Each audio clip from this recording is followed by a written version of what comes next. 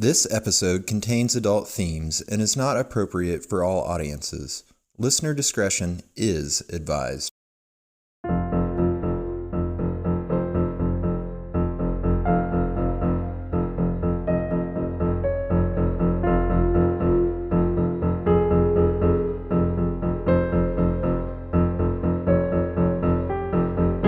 Hello, the world. This is They Will Kill, a true crime podcast. I am Courtney Eck. And I'm Sadie Eck.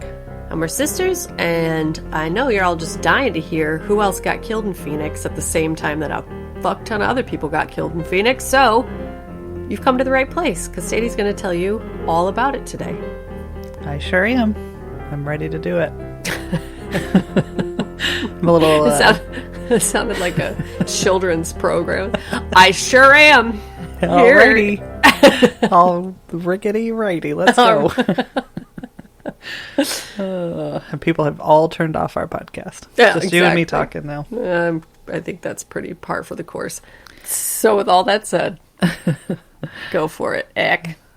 So tonight we're going to talk about the Phoenix serial shooters. I don't like the sound of it already. No, you shouldn't like it. Over 16 months, starting in 2005, two separate sets of serial killers plagued the Phoenix area.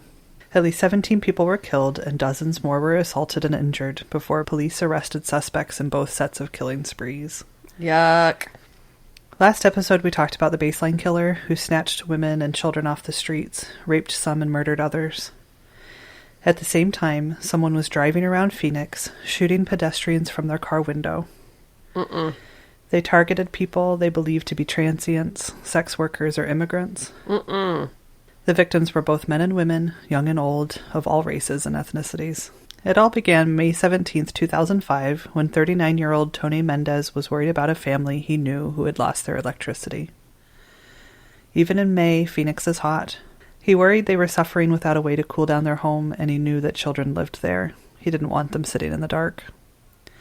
There wasn't much that Tony could do, but he had candles and bottled water and decided to bring the supplies over to the family. No. Tony hopped on his bike, said goodbye to his good friend and roommate Ricky, and rode off into the night. And then he brought them water, and then he started a GoFundMe, and the family restored their power, and now all of the children are doctors and senators. I wish. God damn it. Ricky was still standing outside when friends of theirs ran up to him. They'd heard someone was dead on the side of the road next to a bike. One of the friends recognized the bicycle and wanted to see if Ricky and Tony were okay. Ricky was fine. Tony was not. Tony had been shot once in the back. It had gone straight through his heart, and he had died almost immediately. Ugh. The bullet had come from a .22 caliber long rifle. These are single-shot rifles used most often for small game hunting. Police questioned people in the area. There were no witnesses. Talking to Tony's family and friends didn't help either. Tony was loved by everyone, and they couldn't think of a single person who would want to do this to him. No! If you're the guy that brings the family supplies because you're worried about them. Right. I know. Exactly 1 week later, on May 24th, 56-year-old Reginald Ramillard was sleeping on a bus stop bench near the center of the commercial district of Phoenix. Reggie was a Vietnam vet with mental health issues, including schizophrenia. His family wanted him to live with them, but he struggled to stay in one place for very long and preferred to sleep outdoors. The day before he died, his family had arranged for him to live in an assisted care home. Reggie said that he'd stay there and that it seemed like a nice place to live. But on the way to his new home, Reggie simply got out of the car at a stoplight and walked away. Oh, God. Around 1 a.m., witnesses heard a loud gunshot and saw a light-colored car speeding away. They saw Reggie slumped over on the bench where he'd been sleeping. Reggie had been shot in the throat with a .22 caliber rifle. The bullet severed his carotid artery. What the fuck? No. Paramedics were able to stabilize him at the scene and rushed him to the hospital. Reggie lived 6 days before succumbing to his wounds. His blood loss had been too great. Like Tony, there was no clear motive for Reggie's murder. He had no enemies. Detectives wondered almost right away if they had someone driving around shooting people randomly. Little did they know at the time they had it exactly right. Wow. 20-year-old David Estrada was living on the streets of Phoenix. He came from a wealthy family. His father was a lawyer, but when David was 16, his dad was arrested and disbarred for fraud and was serving time in prison. The stress severely affected David's mental health, and he took to the streets. Around midnight on June 29th, a family was leaving the drive-thru at a Jack in the Box when their headlights lit up a body lying face up, spread eagle on the sidewalk. They called 911. Police found David dead at the scene. He'd been shot with the same rifle, the .22 caliber. David's valuables were still at the scene. Cash was strewn alongside his body. There were no leads, just like in the other two cases. Strangely, the same night as David's murder, police received a call that a horse had been shot and killed. The weapon used was the same one that killed David. Yeah, okay, so these people are just like, who are the nicest, most harmless, most helpful people? They just had like a sense about it and then just went out and shot them all. Yes. God damn and it. I forgot to say in the beginning, there is some animal abuse and... No! Yeah. So if you're sensitive to that, just beware. It's not... I won't get into a lot of gruesome details, but it's there. God. After this, dogs, horses, and even a burro were being shot at an alarming rate. That's really, really extremely fucked up. So fucked up. I mean, it's bad enough that you're killing people, obviously, but... Right. To then start going after animals. Why would you do that? Why? Because you're horrible. That's horrible. Yeah. All by the same small caliber rifle. These animal killings were unusual and garnered a large amount of media attention. People were more concerned by the deaths of these animals than the people who were also being shot and killed. Yeah, you don't fuck with cats. I do think it's a really bizarre part of our society that we generally get more upset about people killing dogs than people. But don't fuck with cats. Don't fuck with dogs. Right. I think it taps into a different part of your brain. I don't know. It's like so innocent. Yeah. They're so loving. They're just like the only unconditionally loving things on this planet. It's like to leave them alone. Right. On November 11th, 2 more dogs were shot. A 13-year-old happened to see a light-colored sedan drive up to his house with the window rolled down. He then watched as a man pointed a rifle out the window and shot his dog 3 times before speeding away. Oh. No. 13 years old. Oh my God. 15 minutes after the second dog was shot, Nathaniel Schofner was in the front of his house with his dog, having a few beers. A small car drove up and the barrel of a small shotgun was pointing out the window. Without thinking, Nathaniel approached the car to ask the people inside what they were doing. He shouted, "Hey, what are you doing? Leave that dog alone, you Bill Clinton-looking motherfucker." Yes. I was hoping to get it out without laughing. No, impossible. This started a verbal... I mean, Nathaniel was a badass, this guy. Yes. He went for it. Also, just clever. Like, that's a good line. Yeah, it really is. This started a verbal fight between Nathaniel and the man in the car who had a gun. Suddenly, the man in the car decided he was done and tried to shoot Nathaniel, but the gun jammed. Nice. This started a fight inside the car, where there were 2 men. One wanted to drive off, the other one wanted to stay and be sure they finished what they'd come to do. Oh. After a minute of bickering, a loud blast was heard and Nathaniel fell to the ground. Oh, no, no, no. Yeah. Nearly an hour later, an off-duty police officer was driving home with his wife when he spotted Nathaniel laying in the gutter. Thinking he was drunk, he called it in and drove home. When authorities arrived, they also thought he was drunk and passed out. They called paramedics and didn't touch him until they arrived. When the ambulance got there, they were not able to wake Nathaniel. When they rolled him over, they saw he was bleeding, and the strong smell of beer wasn't coming from the man, but from a beer can that had been shredded by shotgun pellets. Ugh. Nathaniel was rushed to the hospital, but died the next day. God, this is the worst story you've ever told. I know. It Not just really. doesn't get better. I know. It's tied for 10 ways between I 10 know. other awful ones, but jeez Louise. Unlike the baseline killer whose crimes happened in very close proximity, the serial shooter's crimes were more spread out and happened in different jurisdictions. Police hadn't started to link the shootings to each other. December 29th, 2005 was an especially dark day, full of carnage for the Phoenix area. Ugh. At around 7 p.m., a student was leaving her college class, and as she approached her car, she noticed it was riddled with bullet holes. Someone had been using it for target practice. What the fuck? I know. And it just so happened that she had recently fled from her abusive boyfriend. Oh, And my it was God. so bad that she had entered into the witness protection program. What? I know. They had a sixth sense. They were just putting out their little radars for the most vulnerable, nicest possible people to fuck with. Like, most traumatized. Like, yes. what the fuck? This poor thing. Thinking she'd been discovered, she called the police and had to move away and create a new identity for herself. Little did she know at the time it was just a random act of violence toward her. By a couple killer. serial killers. Yeah. Man. Down the road, a man was locking up his chiropractor's clinic when the lobby window was shattered by a gunshot. He was unharmed and was able to provide police with a description of a light-colored sedan and 2 men inside. Good. Yep. A little later, Timmy Tordai was walking home from work. Without warning, he felt a sudden jolt, and the earbuds he was wearing fell from his ears, landing on the sidewalk. He fell to the ground and thought he was suffering a heart attack.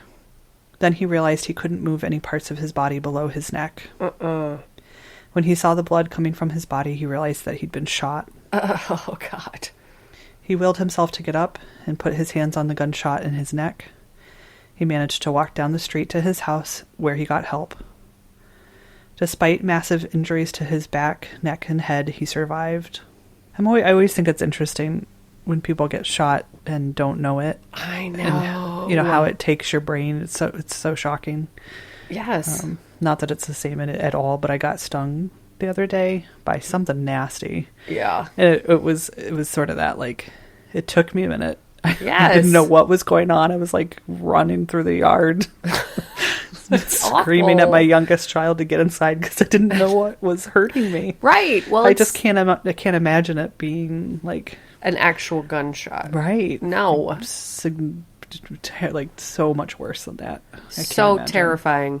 I was driving home from college one time, and it was like in the middle of nowhere, and I'm just driving along with the windows down, and all of a sudden I get this like piercing pain right in the middle of my forehead, like the craziest burning feeling. No. And I was like, and it was, God, it's like early 2000s, probably 2002 maybe, and there had been a rash of kids blasting people with super soakers full of bleach. Oh no. And I was in the middle of nowhere, Humboldt County, California, middle of nowhere, and I'm like, oh, God damn it, those goddamn kids. And then they got you like right between the eyes when you're in a moving vehicle. There were no cars, there were no children, there was nothing. But I was like, those bastards. And then I look over and there's a bee dying in the seat next to me. Oh, no. But it was so disorienting. This bee just like flew right in the window, ding, right in the middle of the forehead. So like same thing. You're just like, I'm under siege. Like what is happening? Yes. No, that is, no. Yeah, no. awful. Just getting ripped out of your day like that. I think that's why daytime stuff, that's scary, so scary. Just your reality just going, nope, rip. Nothing is what it seems. Your life is over, you know. No. So terrifying. It's just way too scary. Yeah.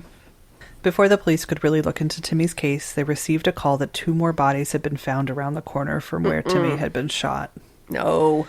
27-year-old Marco Carrillo and 44-year-old Jose Ortiz had both been shot to death. The men were not connected to each other and had died a few short blocks apart. Ugh. Both men were transients, and tragically no one came to claim their bodies. Police couldn't find a motive for the 3 shootings, no robbery, and the men were not connected in any way. Wow. It looked like they had all been shot with the same weapon. They finally realized they might have someone driving around shooting people at random. Good. But like for real this time. Yeah. Yeah. Jesus. Around midnight now, on December 30th, 21-year-old Clarissa Rowley was on the streets working as a sex worker. She noticed a car drive by, then do a U-turn and stop near her. Thinking it was a customer, she approached the car. As she got closer, she saw the shotgun. She put up her arms to protect herself just before the gun went off. She was quickly rushed to the hospital and managed to survive. Yay! Mm-hmm. She wasn't able to give a good description of the men inside, but described the car as light-colored and small. Mm-hmm. The shooters continued on that night, shooting 5 dogs, killing 2 of them. So that was all in one night, all of those. Unbelievable. They probably are driving a Ford Escort.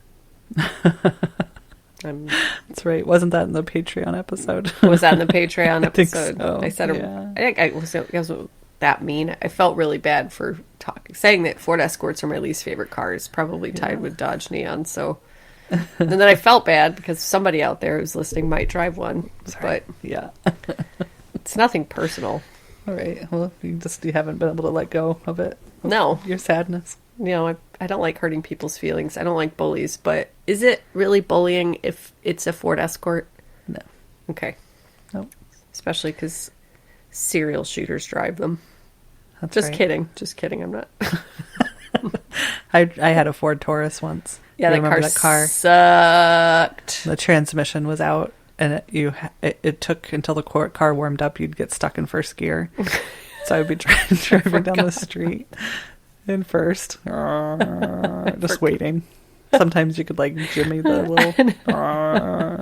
We called it the parade car because I could only go 10 miles an hour. I forgot about that aspect of that horrible car. God, it was awful. Yeah, not like I've driven a bunch of like Teslas or anything in my lifetime, but that car blew. Awful. This night of violence was so bad it finally got the attention of the different police jurisdictions. They realized the crimes throughout the Phoenix area and surrounding towns might be connected. They started to talk to each other and share information. Right on. Yeah. They also began to test bullets found at various crime scenes and were starting to connect the dots. Because the victims of these crimes were poor and often homeless, their murders were not a top priority, and the serial shooters were allowed to continue. On January 27th, the police held their first press conference and told the public that there was a serial shooter who drove around the metro area targeting animals and people, walking or riding their bikes. They asked for information and cautioned the public to be aware of their surroundings. They put together a task force to work the case. In April, the TV show America's Most Wanted aired a segment covering the serial shootings. During the program, and without police consent, they released the type of weapon used during the murders. Police were angry and worried that the killers would start using a different gun in the future. After a 5-month break from the random shootings, on May 2nd, 2006, at around 10 p.m., 17-year-old refugee from Sierra Leone, Kimbili Tambadu, left his family's apartment to walk the 2 miles to the nearest convenience store to pick up milk for his mom. On his way home, he heard a gunshot. He turned to look behind him and saw blood on his body. He'd been shot in his torso. He managed to stagger to a nearby hotel where the receptionist called 911. Thank God he managed to survive. Oh, thank God. Yay. Yeah. A few minutes later, and only 2 miles away, a man was driving home from visiting his girlfriend when the car in front of him suddenly swerved to avoid something in the road. He slowed down and came upon what he thought was a dog, but it wasn't. Instead, he saw a young woman who was using her arms to try and crawl out of harm's way, weakly waving for help. 19-year-old Claudia Gutierrez Cruz had been called into work on her day off. When her shift was done, she called a few friends who could normally give her a ride, but no one was available. She'd have to ride the bus home. She managed to catch the first bus toward home, but missed her transfer bus by just seconds. She'd have to walk the 3 miles home, and this was the last bus of the night. Oh, no. Yep. As she was walking, a small car drove up from behind her, put a shotgun out the window, and shot her in the side at very close range, disemboweling her. Oh, God. No. She was rushed to the hospital where doctors desperately tried to save her, but they were not able to. The damage was just really, really terrible. I cannot imagine. No. She died that night during surgery. Claudia had only been in the United States since December. She'd paid someone to help her cross the border from Mexico. She lived with her sister, a few cousins, and her boyfriend. She worked incredibly hard and sent most of the money she made back to her family in Mexico. Her family was devastated with her loss. Claudia was cherished by them all. That's just... yeah. I know. It's so awful. So awful. On May 17th, Timothy Davenport was walking home after buying a soda. As he cut through a church parking lot, he noticed a light-colored car drive past him and then turn back around to head back towards him. The car stopped directly in front of Timothy, blocking his path. The driver spoke to him and Timothy moved closer to be able to hear him better. The driver said, quote, "I just stopped to see if you were okay." Confused and disarmed by the question, Timothy didn't notice someone coming up from behind him. He felt the knife stab him 3 times in his back before he could turn around. He was then slashed in the face and stabbed again in the side. He heard the man inside the car scream, "Stab him, stab him, stab him." Oh my God. I know. Those sick fucks. I know. Timothy was able to flee and ran to his friend's house to get help. He suffered from a collapsed lung and lost almost 8 pints of blood, but managed to survive. Good. Although he never saw the face of the person who attacked him, the face of the driver was seared into his mind. Good. The serial shooters amped up in July 2006, wounding 8 more people and killing their last victim on July 30th. Yeah, let's wrap this 8. up. Let's wrap it up. I know. 8. Man. 8 more. 9 total in July. God. 23-year-old Robin Blasnick was talking on the phone while walking to a friend's house where she was shot with a shotgun. She was wearing her pajamas. She was rushed to the hospital where she later succumbed to her wounds. God. Before they were caught, the serial shooter case had 8 dead, but police suspected at least 4 more murders. 18 more had been wounded, and at least 10 animals had been killed, countless more injured. That is... Ugh. I know, if you really think about it, I mean, it's just staggering. Yes. That many people. Yeah. Like, up to 12 connected, possibly 18 more wounded. Yeah. Yeah, they're hunting. They're just hunting. But not like cool old-timey hunting, which I don't love hunting. I'm a vegetarian. But, you know, I have respect for people who go out and kill their own food and bring it back and blah, blah, blah. But it's like Dick Cheney hunting where they release the caged birds and then you just, you know, like shitty loser hunter kind of, yeah. Fucking awful. Like the awful. Shittiest, loseriest hunting so ever in losery. the history of the fucking cowardly world. But then they obviously were getting bored, so they're like, oh, you distract him and then I'm going to come up and stab him because now I really want to try this out. Yeah. Fuck you. Too late. Disgusting. You're already a cowardly loser. Yep. So authorities offered a $100,000 reward to catch the serial shooters, and tips started to pour in. One tip would eventually lead them to their killers. Good. Ron Horton was a regular at the Northwest Phoenix Tavern called the Stardust Inn. One night, his friend, Sam Diedemann, sat with him and wanted to talk. The more Sam drank, the more he talked. He eventually told Ron that he had been responsible for some of the serial shootings that were happening and started to cry. They just can't keep it to themselves, can they? Nope. He said he felt awful for what he had done. Ron didn't believe him at first, but was tempted by the $100,000 reward. Mm-hmm. And after Robin's murder, the last murder, he decided to call the tip line. Ron gave police Sam's cell phone, which they traced, and he also provided them with the name of a man with whom Sam had once lived, Jeff Hausner. Mm-hmm. Police put Jeff's apartment under surveillance. They then asked Ron to arrange to meet Sam for drinks. On August 1st, 2006, the task force stalked out the Stardust Inn with undercover officers inside and out. Detectives were sitting in an unmarked car in the parking lot when a light blue Toyota Camry pulled in. Sorry, Court, it wasn't a Ford Escort. Dang it! The officers ran the plates and they came back to a Dale Hausner. They had already heard of Jeff, but this was the first time the police became aware of his younger brother, Dale. Yikes. Jeff dropped off Sam at the bar and then drove away. Officers followed Jeff as he drove to the Metro Center Mall. When he went into the mall, the officers put a GPS device on his car. Gotcha, sucker. Yeah, that's probably what they said when they put it on there. I certainly would. Yeah. Meanwhile, when Sam was done having drinks with Ron, he called Dale to come pick him up. Undercover police, and Ron is the guy with helping with the tips. Right? Yep. Okay. Undercover police were there to watch Dale and Sam open the trunk of Dale's car and take out a bag that was about the length of a shotgun. Uh-huh. Instead of heading directly back to the apartment, they wandered through the city. There were 9 surveillance vehicles following the pair, including from the air. Police officers realized with shock that Sam and Dale were on the hunt looking for victims. I was going to say, is he recruiting? Oh, wait, so it's not Ron, it's Sam and Dale. Right. Yeah, so, right. Dale came and picked up Sam. Ron still at the Stardust Inn, I hope. Yeah. Yeah, so they were on the hunt looking for victims, slowing down when someone passed on a bike. Ugh. They would then make a U-turn and wander into neighborhoods that were not on the way to anywhere. Mm-hmm.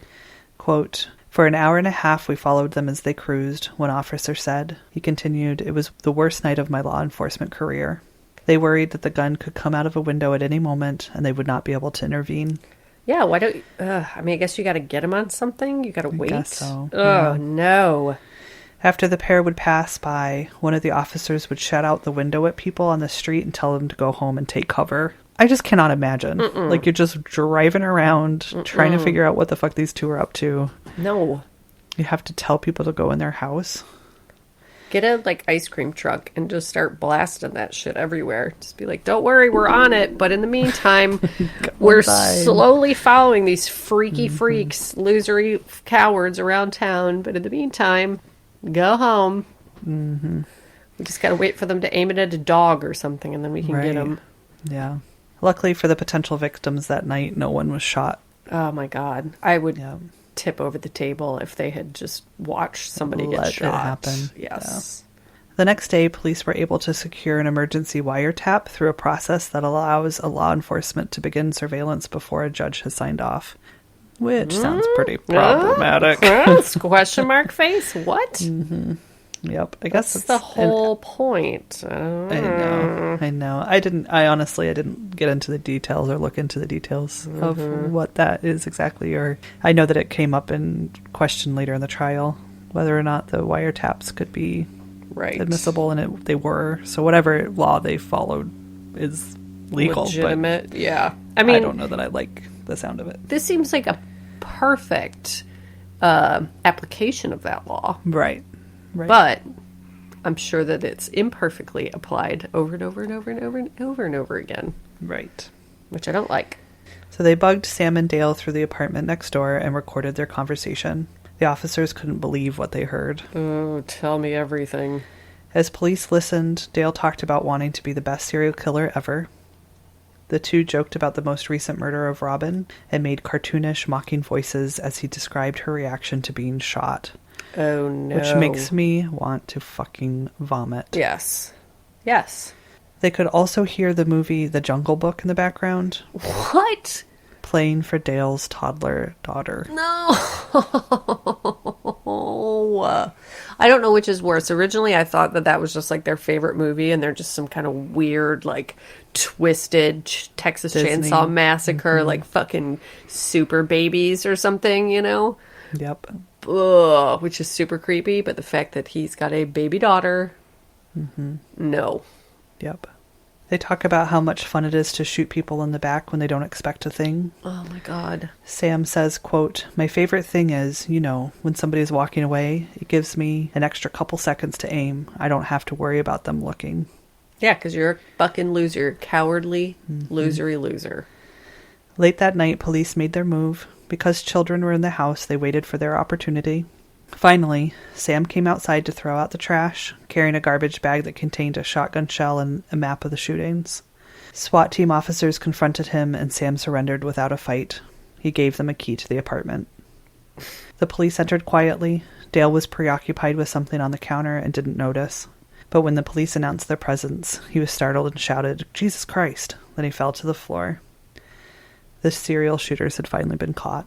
Yay! Put him in a slightly damp bag forever. Yes.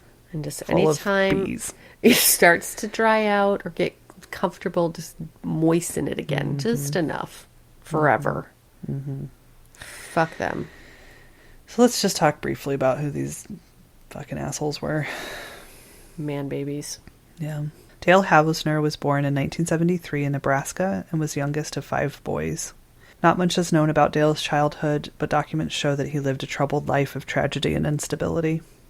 Well, could have guessed that. Dale made his living as a freelance photographer, bartender, and custodian at the Phoenix Sky Harbor International Airport. I wonder if I've met him. I would say I've been there so many times. Me too. Yikes. Yeah, because that's a hub. Gross. He had a public access TV show and had done a TV commercial for a law firm that specialized in personal injury cases. Oh my God, he's like a total Luca Magnotta. Like, if I can't get famous doing this stupid stuff, then I'm just going to get famous killing people. Ugh. Dale ran a lucrative steal-to-order shoplifting service. He would take orders. Yeah, he would take orders from fellow workers on the types of alcohol or music or movies they wanted, and then go out and steal it and then sell it back to them at a discount. Wait. So he would talk to his buddies and be like, "Hey, what do you want?" And they'd be like, sell it to the person who asked. So they'd steal it, yeah, and then he'd Right. sell it to them for cheaper than they could go buy it themselves. Cool. Yep. Dale was also a ladies' man who kept journals about his dates with multiple women. He later said in court it was so that he could keep his stories straight. He was even dating a woman with a doctorate at the time of his arrest. Yep. And I guess that they had to bring a lot of these women in. It was legitimate. They had to bring him into the trial because he was using them as alibi. And then they would come in and be like, "No, he wasn't with me that night." I'm pinching my eyeballs. Straight well, women. just wait, Courtney, until when you see their pictures. It's one of those. It's like, how in the world? I need to start some kind of campaign for straight women to not settle. I know. Stop doing it. You are worth more than this. You do not need to date man baby Dale. Right. Gross. Yep. It's so gross. So sorry to them. Yep. Mm-hmm. In 1994, Dale was married and living in Texas with his wife Karen and 2 young sons. One night, while the family was on a road trip, his wife fell asleep at the wheel and their car drove into a river. Oh, no. Yeah. Dale was sleeping in the passenger seat at the time of the crash. When he woke up, he managed to get out of the sinking car. He then repeatedly dived down into the submerged vehicle to try and rescue his sons, who were trapped in the car seats in the back seat. I know. Okay, if there is maybe one thing that could maybe justify losing your goddamn mind, that is it.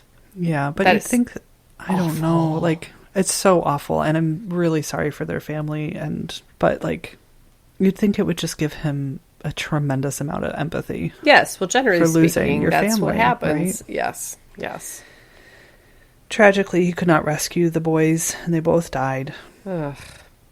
His wife survived, but their marriage couldn't. The two divorced in October of 2001.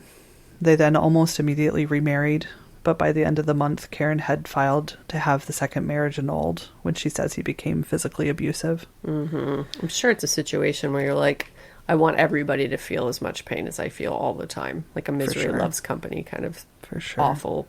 Ugh. Yeah. He continued to harass her even after the annulment, repeatedly making unwanted calls to her workplace. Nightmare. Yep. Dale fathered another child later, and by all accounts he was a loving father. On the night that the police bugged his apartment, they heard Dale talking to his daughter. As she said goodnight to Dale, they heard her tiny voice say, quote, "Don't kill anybody." Mm-mm. Dale replied, "Oh, all right, since you asked." Mm-mm. So fucked up. What? No. After Dale's arrest, police found scrapbooks filled with newspaper articles about the serial shooters and also about the baseline killer. Mm-hmm. They realized that Dale was competing with his rival murderer. Oh my God. Wow. Mm-hmm. Sam Diedemann was born in 1975 and grew up in Minnesota. He married young and fathered a child. He was an electrician by trade, but was unable to hold down a job because of his drug abuse issues. He was unemployed and homeless and ended up living with Dale Hausner's older brother Jeff in West Phoenix. Mm-hmm. The two would go out and shoplift bottles of booze so that they could get drunk. Jeff introduced Sam to Dale, telling him that Sam was as good a shoplifter as Dale was. Sam and Dale became fast friends and partners in crime, shoplifting at first, earning hundreds of dollars from the enterprise, but they also reveled in vandalism. Mm-hmm. They drove to local casinos to gamble, and when they left the parking lots, they often slashed the tires of cars parked near them. They set fire to palm trees or garbage piles, and before they were caught, they were photographed on surveillance videos as they set fires in 2 separate Walmarts. It's just a pack of bored, angry people, men. Grown-ass fucking men, yeah. So scary! It's so scary. Yes. Yep. Sam was even arrested once for shoplifting at a Walmart. Most of what police and prosecutors know about the early stages of the serial shooters came from Sam. He told them that during the months of 2005, the brothers, Dale and Jeff, would drive together shooting animals and people. What? Yep. But after Jeff got a job, they decided to stop and destroyed the .22 caliber rifle that they used in the earlier crimes. So that was the 5-month break. Mm-hmm. Whoa. Man. So after a 5-month break, according to Sam, Dale and Sam were driving together when Dale suddenly powered down the passenger window and told Sam to lean back. Dale then pulled a sawed-off shotgun out from between the car seats and pointed it across Sam's body. He then put the barrel out of the passenger side window and shot Kabili Tambadu. God. It's one thing to be like, you want to see something cool? And then, I don't know, light a stick on fire. I don't know what guy, deviant kind of stupid shit people do. Right? That you're like, I know. whoa, that's shocking. I wasn't expecting that. But that, what? I know. That is some balls, man. It's unbelievable. They then drove around the corner, and Dale said it was Sam's turn. Sam took the gun and saw a woman walking alone. They drove behind her, and Sam ruthlessly shot Claudia. They sped away, laughing as she suffered in the road. The next day, Dale put the morning newspaper on the kitchen table. Quote, "Hey, dude, you got the first murder of the year in Scottsdale," he said. "I'm jealous." Oh, my God. Yep. And I didn't go into details in this one, but there was another story of the two of them shooting a guy, an older man, and then going around and parking and getting out. It was during the day, and getting out and watching him suffer and bleed, and stuck around long enough for the police to get there and offered their assistance, and it was just really fucked up shit. Yeah. So while awaiting trial, Dale tried to kill himself in jail by hoarding over-the-counter medicine and taking them all at once. In April 2008, Sam, who had already confessed everything, pleaded guilty to the 2 murders he took part in. He killed Claudia on the first night shooting with Dale, and he was in the car when Dale shot and killed Robin Blasnick. Sam testified that he deliberately missed the other times he was handed the shotgun. Sam's plea agreement did not include an exemption from the death penalty. He still needed to stand trial so that a jury could decide whether to sentence him to death or life in prison. The next month, Jeff Hausner, Dale's older brother, was finally publicly identified as a participant in the serial shooter crimes. He was indicted for 2 incidents that occurred while all 3 were joyriding in Dale's car. It turns out that Jeff was the one that snuck up behind Timothy Davenport and stabbed him multiple times. They did this to other victims as well. He pled guilty to 1 stabbing and faced trial for the second. Police believed he had taken part in some of the shootings, but could never come up with enough evidence to charge him with murder. Oh, no. Dale Hausner's trial started in September 2008. He faced 8 counts of first-degree murder, 25 counts of drive-by shooting, 17 counts of aggravated assault, 18 counts of attempted first-degree murder, 9 counts of cruelty to animals. Wow. 3 firearm violations, 2 conspiracy charges, and 1 for arson. Wow. I know. That's a lot. It is so many. Of things.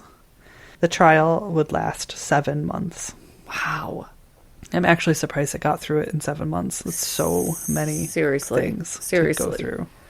That poor jury.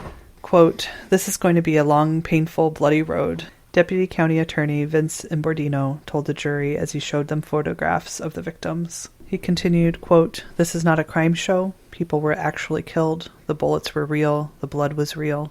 The fear was real. The pain was real." Yes. After a long trial, the jury easily found Dale guilty, but not of everything he was charged with. There was not enough evidence to find beyond a reasonable doubt that he was guilty of 2 of the murders and 5 of the other crimes. They also found him. I'm sure that was the case, but also just sneak him in there, guys. Just right.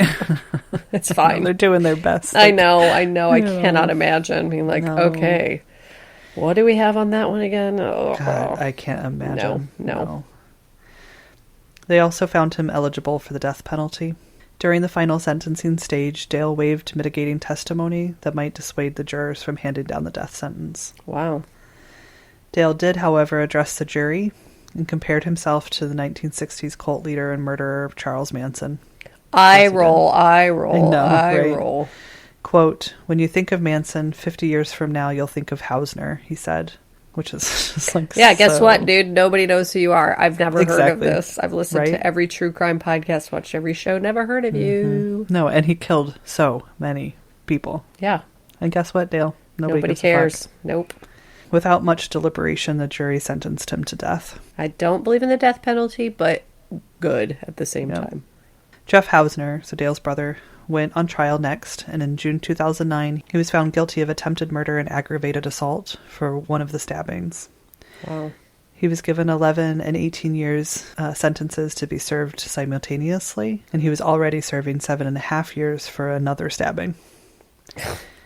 He was never charged in any of the shootings. Why? Yeah, they just didn't have enough. Just didn't have. I think most of the evidence they had on Dale was from Sam. And Right. since Sam wasn't with Jeff for any of the shootings, they didn't have what they needed. Damn it. Sam had his sentencing trial a month later. The jury considered his testimony against Dale and spared his life. He was sentenced to life in prison without a chance of parole. Good.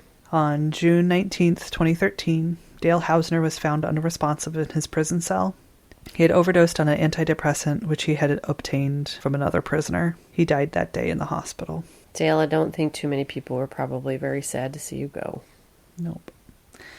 And there you go, guys. Damn it. There is the story of the 2006 Phoenix serial shooters. Oh, they're the worst. The worst. God, what a grody, just like, ugh. Feels so like American too, you know? Like, Yes. that's what it Yep. upsets me the most. Just, Yep. yeah, we're going to clean up the scum and everyone's going to love us for it. Yeah. Ugh. I hate you. I You hate should that. them. You're not famous. We're deleting this podcast. I mean, it's one of those, like, fuck those guys. The only reason you would tell the story is because these victims don't, Right. you don't know about them. Yes. It's true. And the You know? baseline killer was doing this to a similar demographic at Right. the exact same time. Yes. Yes, which he is was. why we don't know about either of these killers. Right? Ugh. I'm going to send you a picture of these guys. I can't wait. You're going to... I'm going to find the one that's alive in jail and marry him. Immediately. Oh, God, Courtney. Oh, no. Yeah, Dale's the blonde. Sam's the Ugh. dark-haired guy. God. Dale is slightly better looking, but Slightly. he looks like a caricature. He looks like kind of like Jay Moore, the actor Jay Moore, with a head that's exact same size of his neck, Yep. and Yeah. also like somebody superimposed like a 1950s like oatmeal child advertisement on a man's face, like on a man's body. You know what I mean? Yeah, I was going to say that I Sam's love to be some oodly Quaker oats. oats. Yeah, exactly. gross. Ew. Yeah, and Sam reminds me of like every character, like caveman cartoon character Yes. that you could imagine. Big just like time. kind of hunched over. Also, the bodyguard from I, Tonya. Oh God, yes. Right? So Like- yes, 100%. Damn it. Yep. So another one in the murder books, unfortunately. Good job, though, man. Way to tell those two horrifyingly awful stories. I know. Before we started recording, I mentioned that there was another Phoenix serial shooter. I was like, maybe I should just cover that one. But I think I've had enough of these serial killings for a while. Welcome to They Will Kill. We only talk about Phoenix now. They will kill in Phoenix. They will an kill awful in lot, Phoenix. you guys. I'm really sorry. God. I mean, it's really hot there, so I'm not surprised that people's brains just don't boil a little bit and get a little wackety. Yeah. You know? Ugh. Too much heat. Mm-hmm. Too much of that shimmeriness that happens on road. Mirages. Yes, exactly. Just Way too many mirages. I can't. Yeah, too many guys sitting next to each other, and one of them looks at the other one, and he turns into a pork chop, and then the other one like licks his chops. Too much of that going on. 100%. Hot dog, man. Hot dog man. No, Phoenix is a desert island, but Yep. no, stay out of Phoenix, or you'll get shot randomly on the street or become a serial killer. Those are the only options. And we have a lot of very dear friends in Phoenix, so and I think they listen to the show too. So hey guys, beware. Whew, you have it. It is gonna get ugly. It already got ugly. It's gonna get ugly again. Oh, knock wood. I hope it stays. I love Phoenix. I love the desert. I love the cactuses. I hope you got it out of your system. It's all uphill from here. I hope so. I know I'm over here just like completely brain dead from it all. I bet. Yeah, there is like a certain amount of fatigue. Like some of these stories, it's so many twists and turns and stuff. You're like, oh, what? Oh, this is great. You know, like I like to now like pick a story that I can tell is like super zany, but then I just commit to it. And so I'm sort of like learning it as I write it, and then it keeps me really engaged. Right. But serial killers, oh, oy, oy. Yeah. It's hard, man. It's a slog because they blow. They do. Yep. Yep. You think you're like super fascinated by them until you do a true crime podcast, and then you're just like, nah, they're all just sort of losers. Awful. Yeah. Terrible human beings. Yep. I have a little story. I have one too. You tell yours first. Yeah, you tell yours first. Today at lunchtime, I was sitting with my children. They were eating lunch. And my oldest, who just turned 6, happy birthday, buddy. Happy birthday, buddy. He got up. He needed to fill up his water bottle. We have like a little Brita filter or whatever. So he's filling it up, and he turns around with a full water bottle, and he's like, Mommy, can I just put a little pinch of salt in here? If I had been near him, I would have smacked that water bottle out of his hand. I was like, no. And he got I'm a Munchausen's mom. He got so scared, and he jumped, and he was like, why? I put salt on my food sometimes. Oh my God. He's just having like taking a culinary journey, and you're like, no, they're going to come. They're going to take you away. God. Then I kind of calmed down, and I was like, well, you know, it can make you sick. You don't want to drink water. Or you don't want to drink salt in your water. And he was like, kind of just side-eyeing me like, you are so weird. He's like, you know, we've put fruit in my water before. Why don't we just put a little salt in my water? Yeah, totally. I mean, the poor thing. Poor thing. I was just thinking about that case, too. Must have zapped it into my brain from afar. God. So fucked up. Anyway, jeez. I'm glad He's you lucky didn't. I let him go outside. Accidentally Munchausen your son, or like if he had set you up, like framed you for Munchausen's, just being adorable and delightful, and like being experimental with his water. That's right. I know, right? Yeah. I swear to God, he just wanted to have a flavored, salt water beverage with his lunch. I should have just let him try it. Like, gross, dude. Ugh, no. Salt doesn't taste good. Anyway, I thought that was pretty funny. Yeah, I'm glad that it worked out in your favor, and I'm not having to like write a letter to CPS on your behalf right now. Thank you. Yeah. Oh, and before I forget, it's going to be your birthday. Yeah. Put this out. Oh my God, so that's right. Thank you. Courtney. In the it's future. Not your birthday today. It's in your the birthday future. in a couple days. Everybody wish Courtney happy birthday. Woo! I was like, Right we'll probably be out of quarantine by my birthday. No, of course not. Of course not. Because you know what? Leos aren't going to get out of quarantine. It's just not the way the karma of being a Leo is going to work. Yep. Speaking of birthday quarantines, I remember going into quarantine, and Ryan and I had plans to actually go to Chicago. We wanted to go to Chicago for his birthday. And we went into quarantine on like March 13th or whatever. Ryan's birthday is on March 27th. And I actually thought, well, maybe we'll still make it. I know. We were so adorable back then, weren't we? We were adorable back then. Adorable. I know.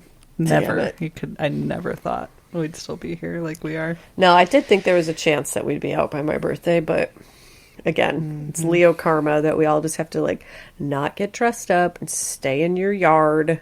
And nobody cares about you if you don't get to go to a fancy dinner and be super hedonistic, because that's what Leos are. You just have to be humble and think about your actions. Yep. That's all right. Sorry, Court. It's okay. I'm fine with it. I'm like, once I made the adjustment, like, it's fine. I still have a lovely life. I've just like enjoyed the things I can do instead of the things I can't. Then I told Laura she had to get me really good presents. Uh-oh. I know. I've been thinking about I haven't gotten you anything. I'm telling all my secrets. And I was sitting there earlier like, shit, dude. I don't know what do you want? I have no idea, honestly. Laura already got all the stuff, so I don't. Okay. I didn't really care. I really do feel just very grateful and lucky this year, and I've had like fucking massive emotional and spiritual growth since this all started. So I'm just gonna feel real happy that I am not dead. Yeah, right. For my birthday. Seriously. Yeah. Okay. Feels, I think that's a good. Yep. Feels pretty cool. Yeah. I'm into it. Speaking of spiritual growth, I'll tell you a little funny story.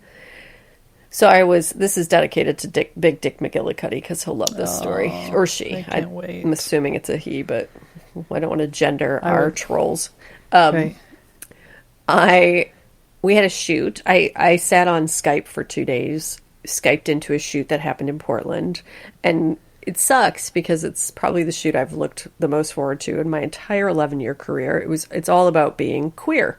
And I'm queer, and that really is a fun topic for a queer person to talk about, Right. So we had this beautiful shoot. We had 11 different people participate. It was interview based, and they are just this rainbow spectrum of fucking angels come down from heaven. And I'm like watching all these beautiful people who are non-binary and, BIPOC folks and trans folks and just like soaking it in and loving every minute of it and learning and like crying and challenging myself and fabulous, amazing experience. So the day after the shoot, I was driving and I'm like I've been thinking about this a lot. This is really, really woo-woo. So here you go, Big Dick McGillicuddy. So I've been thinking about, I'm watching these people and I just think they're breathtaking. Like I'm in awe of people, especially people who are like outside or othered, trans people, black people, BIPOC people. There's this sort of energy and this like divinity that they possess that I cannot access. And I think that a lot of the oppression and destruction that people experience is like fear and jealousy of that divinity. You know what I mean? So I'm driving around thinking about how these people are the kings and queens and they're closer to the divine, and about how like white people can't handle it because they're jealous and they know that they don't have access to that. And like in the primordial beginning, like they were the kings and queens and we know it. And so rather than like honor it, we destroy it, like we just not me, but so that's the bigger we, we. And so I'm just like fucking groovy, feeling this thoughts and like thinking about how, and I think mothers, women, there's this divinity, like you can create life that's very threatening, that's terrifying and jealousy inciting. And so I'm feeling this and I'm like, well, if I'm in the court of the kings and the queens, I'm the warrior because I'm a protector. And then there's the midwives and the healers and and like, I was just like really feeling it, having witnessed these people, these beautiful, beautiful people speak for 2 days. So I'm thinking these thoughts. I'm like driving in the middle of fucking nowhere, Indiana. And I'm in like nowhere, nobody's around me. And all of a sudden this goddamn turkey jumps in the middle of the road. And it's like, turkeys are like really cool and beautiful, but also kind of dorky. Like terrifying. Yeah. And this giant ass turkey just blink with his little turkey neck. And I was like, motherfucking Thanksgiving, goddamn pilgrims trying to colonize my groovy thoughts. Just stopped my car dead in the fucking center of the road. And I was like, it was so funny. Funny. Just like tapping into the infinity and like really feeling it. And then, nope. Christopher Columbus. I was like, fuck. I'll get you at every turn. That's right. Get back in your lane, you little white girl. Exactly. So I do think that the universe has a sense of humor, and I very much appreciated Christopher Columbus the turkey colonizing my like beautiful moment. Oh, that's hilarious. And the other thing is, I do believe that Caucasian people could be invited to participate on the court. I know they could. So stop being the fucking gross-ass, cowardly, losery destroyer and come on over to the court and the army or whatever your role is and protect. Yeah, stop being the Sam and Dale. Yes. Right? Dickheads of the world. No. Yep. It's so beautiful over here. It's so Seriously. beautiful over here. It's infinity. Tap into the divine, you dummies. That turkey's gonna get you. It was so funny. Just like, oh, God.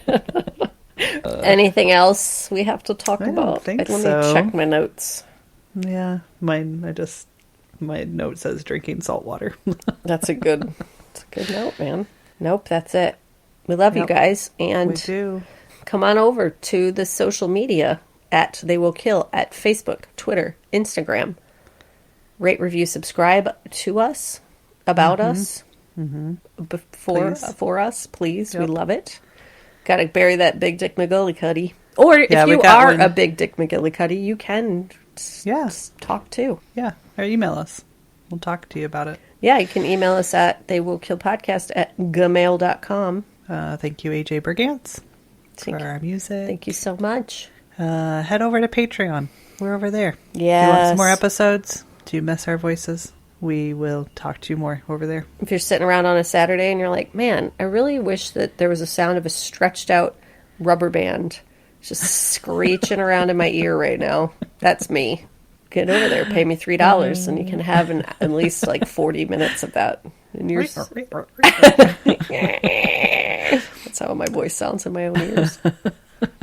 Is that all of it? Yeah. Yeah. We love you guys. We love you so much. Thank you for listening. And remember... Okay, this is a funny thing that I keep thinking about this, speaking of like spiritual growth and shit. So my friend back in Portland had a daughter. She was about 10 years old, and then he had a baby, and he's a great father, and he's talking to his daughter, and he's like, how are you feeling about the baby? And she was like, sometimes I get frustrated and I feel jealous and I feel these different feelings. And he was like, well, do you want to talk about it? And she was like, Dad, I've thought about it and I think it's just a bone I've got to pick with myself. And so as I've been going through this journey of growth and pushing myself past previous limits and opening myself up, vulnerably, and people have pushed back. A lot. I've had a lot of pushback in my life lately regarding, relationships with BIPOC people and where I fit in the world, and then conservative people. There's a lot of pushback from all different angles. And I think the best thing to think in those moments is, that hurts, but that's a bone I'm going to have to pick with myself. Lots of bones to pick with myself, too. Yep. So it's okay. We'll get through it together, you guys. Just keep on picking. Yeah. Picking and protecting. We love you. Yeah. We love you so much. Thank you for listening. Goodbye. Goodbye.